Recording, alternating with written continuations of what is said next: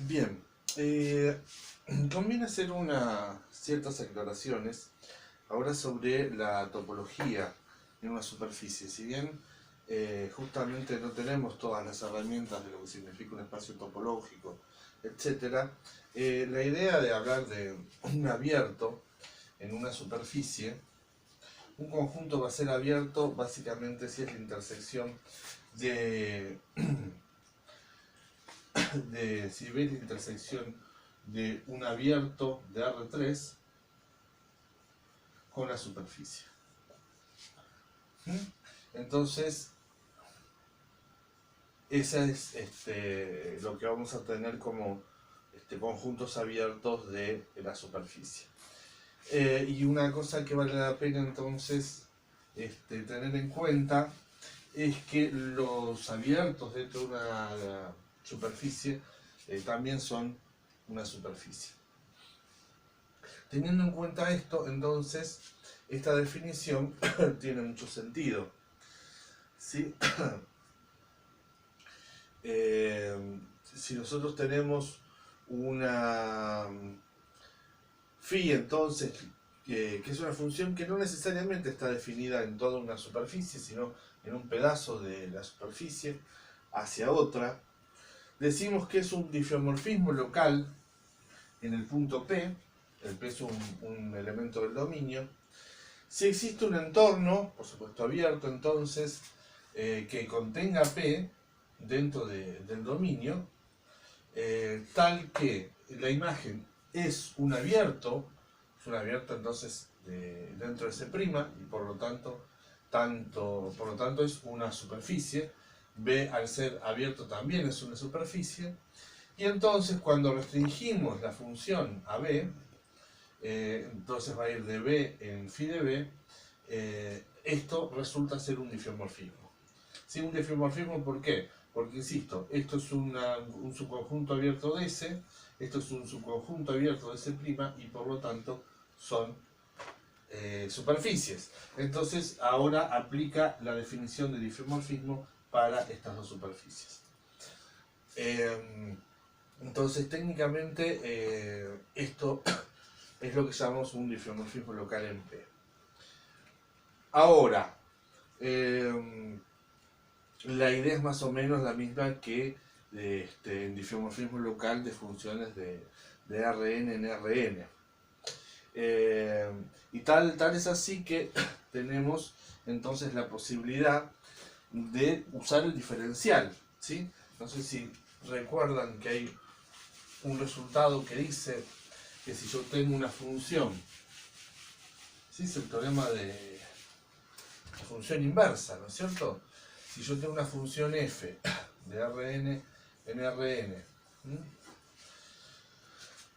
y el diferencial, vamos a ponerlo con D mayúscula, el diferencial de f en p es iso, ¿sí? Recordemos que esto es una transformación lineal,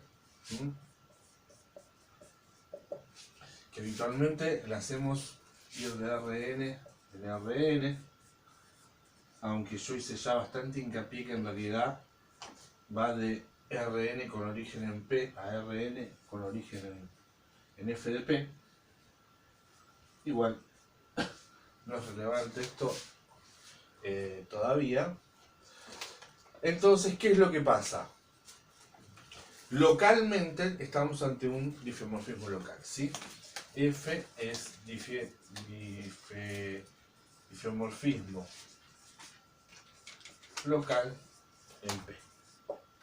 Sí quiere decir que justamente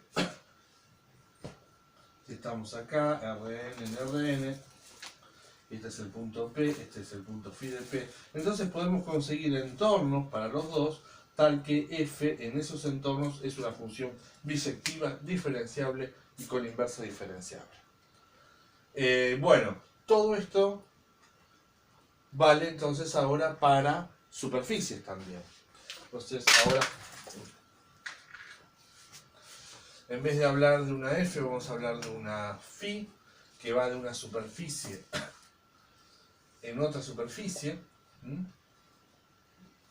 tal que el diferencial de phi ¿sí? Ahora usamos la D mayúscula como venimos haciendo, es un también isomorfismo. Recordemos entonces que el diferencial ahora en realidad va del plano tangente en P, a ese en P, al plano tangente de phi de P en S'. El dibujito, entonces,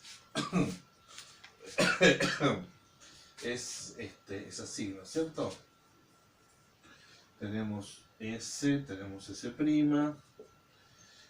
tenemos P y tenemos phi de P, y entonces el diferencial va de este plano en este plano. Bueno, entonces, ¿qué pasa con ahora si pasa todo esto? Entonces, phi es el isomorfismo local en P. Y efectivamente, entonces va a pasar lo mismo, que es la definición que acabamos de dar del isomorfismo local. En un entornito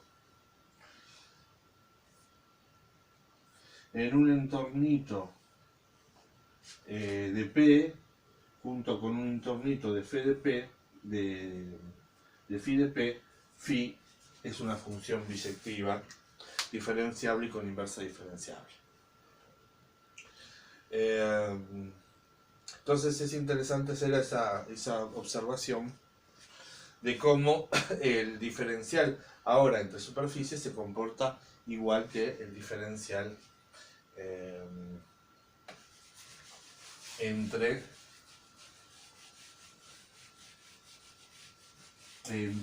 funciones de Rn y Rn.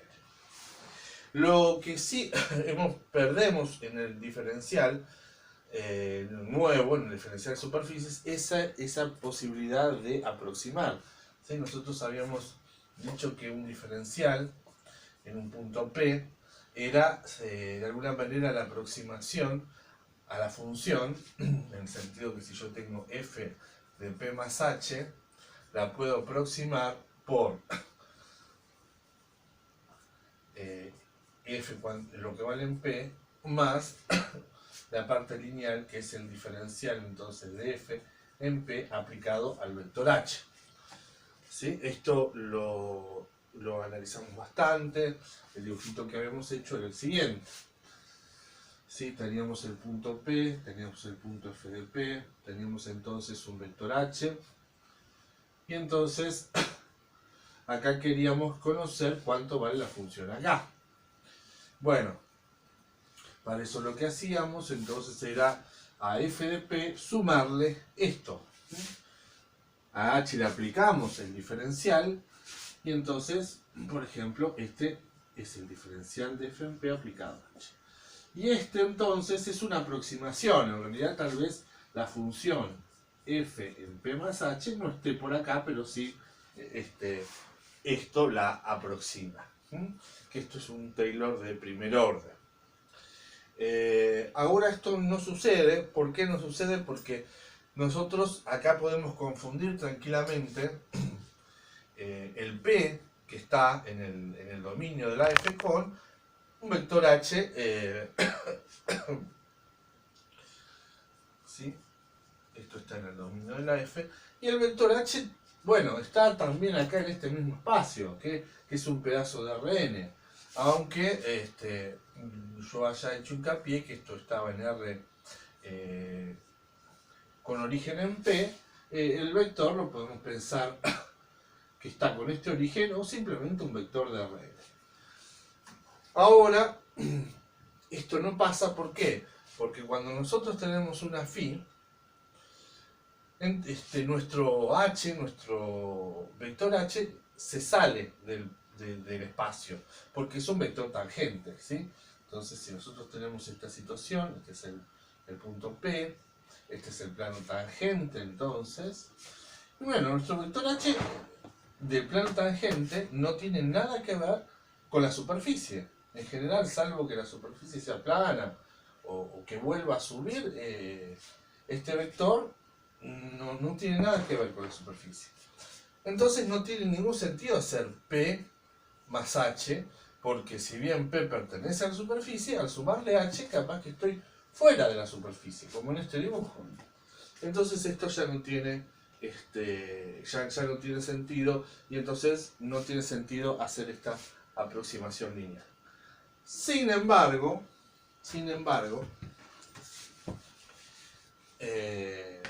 existe la posibilidad de, una vez estando acá, aplicar algo que se llama función exponencial.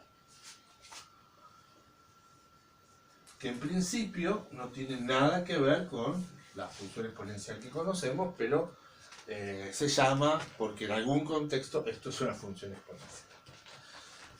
La función exponencial lo que hace es ir justamente del plano tangente en la propia superficie.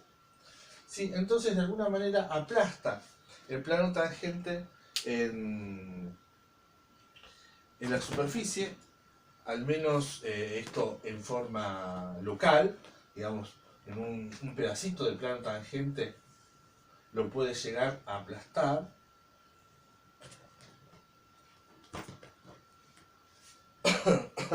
Digamos entonces que general el dominio puede que no sea todo el plano tangente, y establecer justamente un difeomorfismo entre un pedazo del plano tangente y un pedazo de la superficie.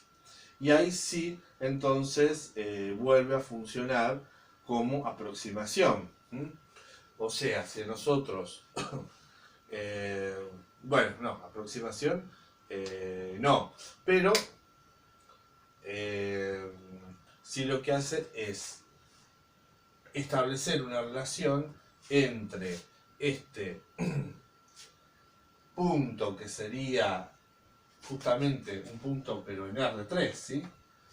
De P, esto está en la superficie, esto está en el plano tangente, esto está en R3.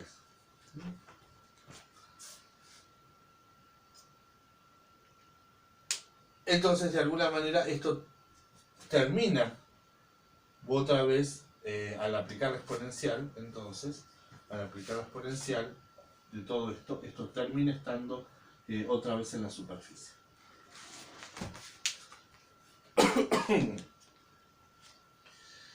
Es una cosa nada más que como para tener en cuenta para un futuros desarrollos, sobre todo en geometría diferencial 2.